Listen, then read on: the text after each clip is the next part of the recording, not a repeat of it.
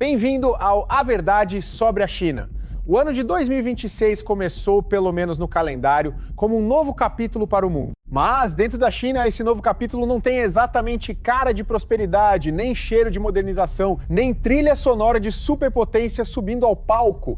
Em muitas cidades chinesas, por trás dos arranha-céus, das estações de trem brilhando como cenário de filme futurista e dos discursos oficiais sobre grande rejuvenescimento nacional, existe uma cena bem menos fotogênica. Jovens desempregados, gente formada, trabalhadores expulsos do mercado, famílias sem rede de proteção, todos disputando papelão, garrafas vazias e restos recicláveis para conseguir algum dinheiro no fim do dia. É como se a propaganda dissesse: olhem para o dragão voando, enquanto a rua respondesse: o dragão está vasculhando o lixo atrás de uma garrafa PET. A imagem é dura porque desmonta uma das maiores ilusões vendidas pela China moderna. A ideia de que crescimento econômico, disciplina social e diplomas universitários seriam suficientes para empurrar uma geração inteira para cima. Durante anos, muita gente acreditou que o caminho era simples. Estude, trabalhe, compre um apartamento, cuide dos pais, mande o filho para uma escola melhor, talvez até para o exterior, e um dia você terá uma vida segura. Só que agora, para muitos chineses,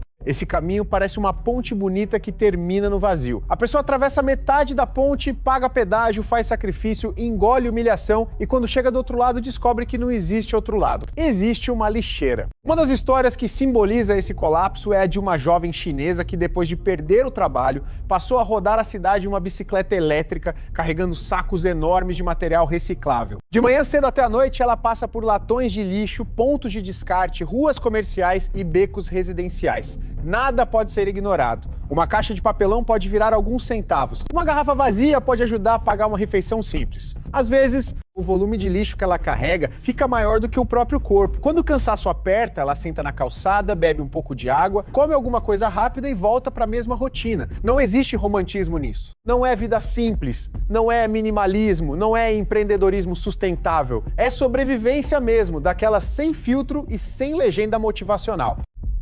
O que mais chama atenção é que essa jovem não se descreve como alguém que fez uma escolha livre. Ela fala como alguém que nasceu sem margem de erro. Para filhos de famílias pobres, diz ela, não existe uma grande rede de apoio esperando caso algo dê errado. Não existe um colchão financeiro, não existe herança, não existe parente poderoso abrindo porta, não existe seguro social forte o suficiente para segurar a queda. No início da vida adulta, uma pessoa pobre na China já entra em campo perdendo de 2-0. E se errar uma vez, se adoecer, se perder o emprego, se a empresa quebrar, se o aluguel apertar, a queda não é uma escadinha, é um buraco. E ela não está sozinha. Nas redes sociais chinesas, outros jovens passaram a mostrar a mesma realidade. Uma garota contou que o ponto de coleta de lixo perto da casa dela virou quase um campo de batalha. Todos os dias, dezenas e dezenas de pessoas aparecem para revirar os latões. E o que antes parecia atividade de idosos extremamente pobres, agora está cheio de jovens da mesma idade dela. Alguns estão desempregados há meses. Outros desistiram de procurar emprego depois de enviar currículos sem resposta. Há quem tenha trabalhado em fábricas, plataformas digitais, escritórios, comércio, educação. De repente, todos acabam no mesmo lugar disputando o mesmo pedaço de papelão. A diferença entre um diploma e uma caixa vazia fica constrangedoramente pequena. Uma dessas jovens resumiu a situação com uma frase que parece simples, mas dói. Se eu vejo papelão na rua, eu pego, porque aquilo pode virar comida. Pronto. Não tem tese, não tem palestra de autoajuda, não tem consultor dizendo para pensar fora da caixa. Aliás, pensar fora da caixa, nesse caso, é literalmente pegar a caixa do chão para vender. Outro jovem contou que no começo sentia vergonha. Tinha medo do olhar dos outros, medo de ser filmado,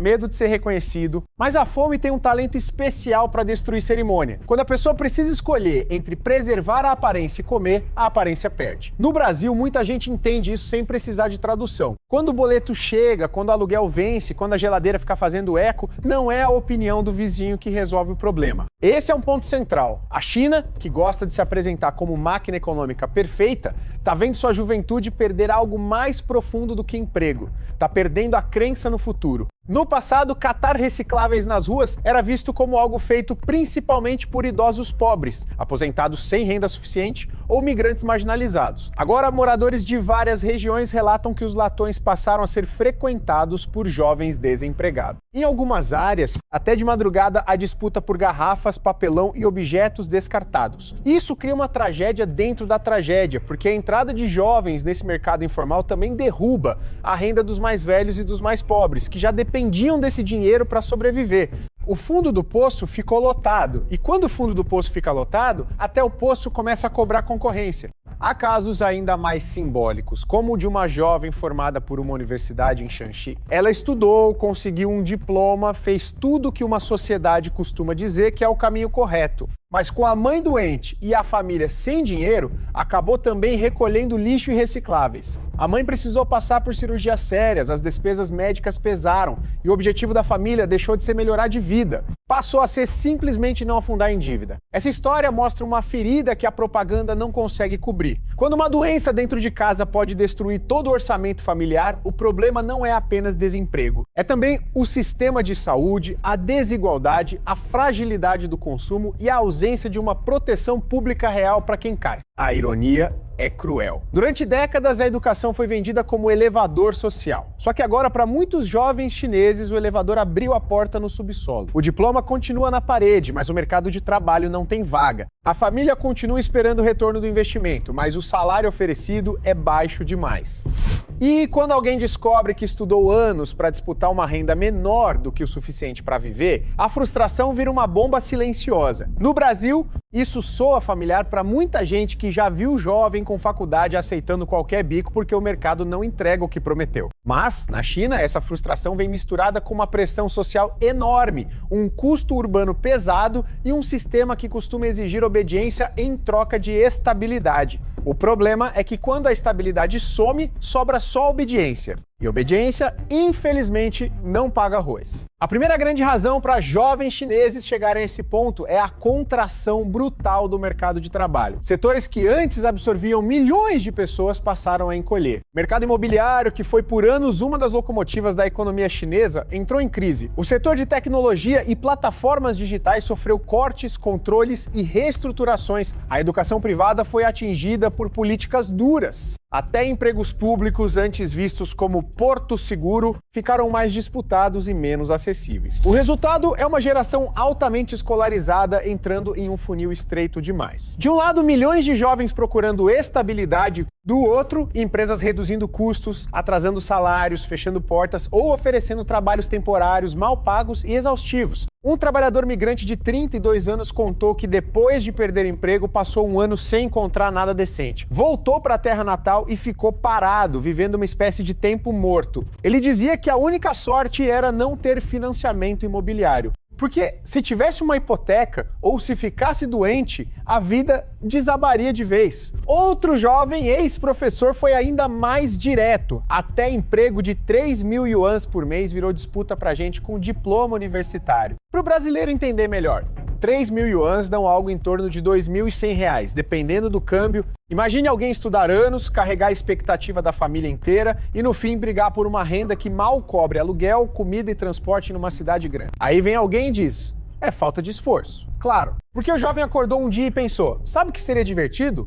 Competir por papelão no lixo. A segunda razão é a busca por dinheiro imediato. Isso parece absurdo, mas é exatamente aí que a crise mostra sua cara. Em muitas empresas chinesas, há relatos de salários atrasados, contratos instáveis, promessas vazias e demissões repentinas. Um emprego formal já não garante necessariamente segurança. Em contraste, o lixo reciclável tem uma lógica simples. Você recolhe, entrega e recebe algum dinheiro. Pouco, humilhante, cansativo, mas imediato. Em uma sociedade onde a confiança desaparece, o dinheiro de hoje vale mais do que a promessa de amanhã. E é assim que uma lixeira acaba parecendo mais honesta do que uma empresa. A empresa promete salário no fim do mês e talvez não pague. A garrafa vazia pelo menos não faz reunião motivacional antes de te decepcionar. A terceira razão é a falta de rede de segurança. Quando uma pessoa pede o emprego, o seguro-desemprego não cobre de forma eficaz todos os que precisam. Quando a família empobrece, os parentes muitas vezes também estão em dificuldade. Quando há doença, a conta médica pode arrastar todos para o buraco. Quando o jovem não tem casa própria, nem poupança, nem relação política, nem família rica, ele cai direto. E essa queda não é individual. Ela puxa pais, avós, filhos, cônjuges. Uma crise de renda vira crise familiar. Uma crise familiar vira crise social. E uma crise social num país que depende tanto da imagem de controle vira algo muito mais perigoso do que uma estatística ruim.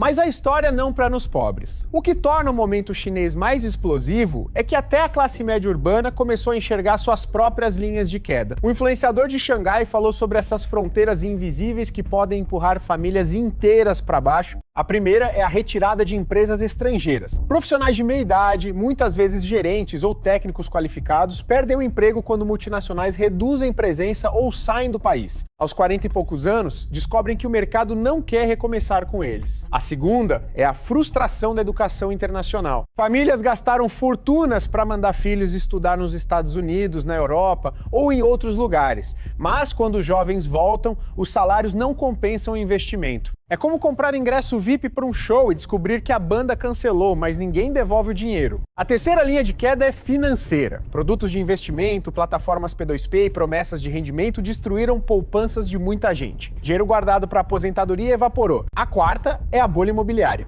Durante anos, comprar imóvel parecia a forma mais segura de construir riqueza. Agora, com preços caindo, obras paradas e dívidas ainda de pé, muitas famílias estão presas em apartamentos que valem menos, financiamentos que continuam caros e sonhos que não cabem mais na planilha. A quinta é a educação privada. Quando a renda cai, manter filhos em boas escolas ou pagar reforços fica difícil. E numa sociedade obcecada por competição educacional, isso não é apenas despesa, é medo de condenar a próxima geração. Essa combinação desmonta o contrato social informal da China moderna. O governo prometia crescimento, estabilidade e ascensão. Em troca, a população aceitava pressão, silêncio e competição intensa. Só que agora a equação falha. O crescimento já não alcança todo mundo. A estabilidade parece reservada a uma minoria. A ascensão social por educação ficou incerta. O imóvel deixou de ser cofre. O emprego deixou de ser garantia. A saúde virou risco financeiro. E quando todas as escadas quebram ao mesmo tempo, as pessoas começam a olhar para baixo e perceber que o chão não está tão longe assim. Enquanto isso, a propaganda oficial gosta de apontar para a pobreza americana, para os problemas do Ocidente, para as ruas dos Estados Unidos, como se dissesse, olhem como eles estão mal. Só que a população chinesa está percebendo uma pergunta incômoda. E nós? Porque quando jovens formados estão revirando lixo em cidades chinesas, talvez a linha da miséria não esteja apenas do outro lado do Pacífico. Talvez ela esteja na esquina, perto do condomínio, atrás do shopping, ao lado da estação de metrô. Falar da decadência alheia é fácil. Difícil é explicar por que a própria juventude precisa vender papelão para comprar comida. E quando nem o lixo consegue sustentar a sobrevivência, o risco social muda de escala. Pesquisadores e observadores já alertam para uma pressão acumulada. Desemprego, salários atrasados, falências, crise imobiliária, dívidas familiares, falta de confiança, governos locais sem dinheiro e serviços públicos sob tensão. Protestos trabalhistas, reclamações de compradores de imóveis, revoltas de moradores, estudantes insatisfeitos e pequenos empresários quebrados não são eventos isolados. São sinais de uma panela de pressão. E panela de pressão, como todo brasileiro sabe, quando começa a chiar demais, não adianta fingir que é música ambiente. No fim, o mais assustador não é apenas ver jovens chineses recolhendo lixo. O mais assustador é entender o que essa imagem representa. Ela mostra uma economia que prometeu grandeza, mas entrega insegurança. Um sistema que exaltou disciplina, mas não oferece proteção. Uma sociedade que mandou os jovens estudarem, obedecerem e trabalharem duro, mas agora não sabe onde colocá-los. Quando uma potência diz que está pronta para liderar o século, mas parte de sua juventude procura futuro dentro de sacos de lixo, a pergunta deixa de ser econômica e vira moral. Que tipo de superpotência é essa? Talvez a resposta esteja menos nos discursos oficiais e mais no barulho seco de uma garrafa vazia sendo jogada dentro de um saco.